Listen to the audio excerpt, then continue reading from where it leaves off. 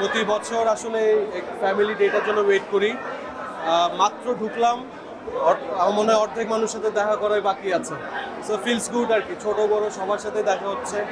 অনেকের সাথে এমনও হয় যে বছরের পর বছর দেখা হয়নি, অনেকে হয়তোবা মানে দেশের বাইরে থাকে। যেমন তকির ভাইকে মনে হয় আমি 4-5 বছর পর দেখলাম, সো ওরকম আর কি।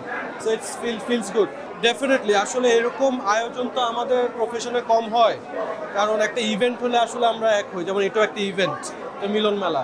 তো সিসিটিও সেম ছিল। তা আমার মনে হয় যে এরকম গেট টুগেদার করলে আসলে বন্ডিংটা আসলে বোঝা যায়, এবং এটার সাথে আসলে আমাদের পারিবারিকভাবে আমরা আসলে কেমন আছি, ভালো আছি, খারাপ আছি, সেগুলো নিয়েও ডিসকাস করা যায়। সো এটাই তো আমাদের জায়গা, এটাই তো আমাদের ফ্যামিলি।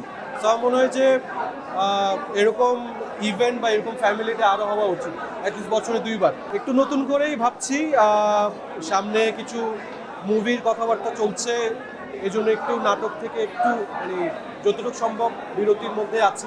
কাজ করছি না সেটা বলবো না, বাট একটু কমিয়ে দিয়েছি, কারণ একটু বেশি রিলেভেন্ট যদি থাকে স্ক্রিনে, সেটা নাকি একটু মানে প্রডিউসাররা চায় না। আর নিজেকে একটু সময় দিতে হয়, কারণ যখন বড় প্রজেক্ট করি, যেমন আমার দীপ্ততে একটা প্রজেক্ট আসছে এই ঈদে, তারপরে ওটিটির সাথে আমার একটা অনুদানের ছবি আমি করেছি, এবং সামনে আরও 2টা কমার্শিয়াল ছবির কথাবার্তা চলছে।